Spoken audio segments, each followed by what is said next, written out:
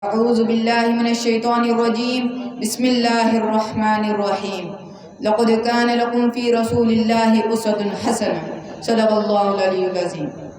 Respected teachers and dear audience, the topic of my today's talk is the morality in Islam, which is an important issue among the Muslims and non-Muslims. Pray to God that may Allah give me tawfiq to speak right. Ameen.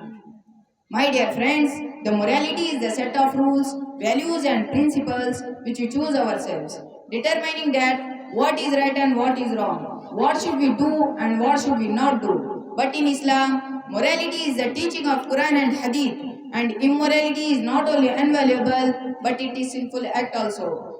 Because a moral person respects human beings and immoral person does not respect the human beings. That's why we should be honest, trustworthy, helpful, truthful and useful for others, whether he is Muslims or non-Muslims. That's why we should follow the Prophet Muhammad sallallahu alaihi wasallam and we should live our life according to Prophet's life. As Almighty Allah mentioned in Surah Al-Ahzab, verse number 21, لَقَدْ كَانَ لَكُمْ فِي رَسُولِ اللَّهِ أُسْوَةٌ حَسَنَةٌ. There is indeed a good model for you in the Messenger of Allah. My dear fellows, the history is witness that Islam has spreaded all over the world only because of well manners and good morality. According to one hadith, the Prophet Muhammad sallallahu alaihi wasallam said, "Those are the best among you who have good morals," and it is also reported that the Prophet Muhammad sallallahu alaihi wasallam said, "One cannot be a true Muslim until he likes for his brother what he likes for himself." In one another hadith, the Prophet Muhammad sallallahu alaihi wasallam asked thrice a question, "Should I tell you who is the most beloved and close to me in Qiyamah?" The companion said, "Yes, O Messenger of Allah." Then he said, "The most beloved to me and closest to me on the day of judgment are those with the best character, and the most detested to me and fastest from me are the worst character."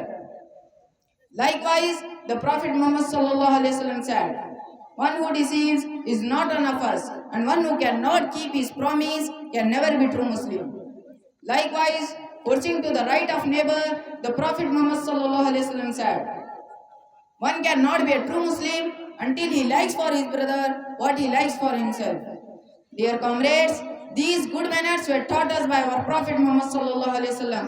He had good morality from childhood to the death. Due to his honesty and trustworthy, the people of Makkah used to say him As-Sadiq Al-Amin, and they would keep their deposits to him for safety in spite of being a bitter enemies of Islam. He would forgive those who would hurt him. He would pray for them who would abuse him. He would never attempt to take revenge to those who would insult him and disrespect.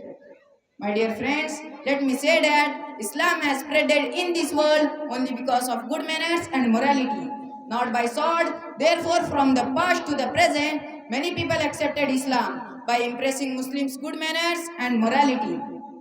But unfortunately, when the good manners of Muslims had been very worst and poor, Islam began to defame our bad characters.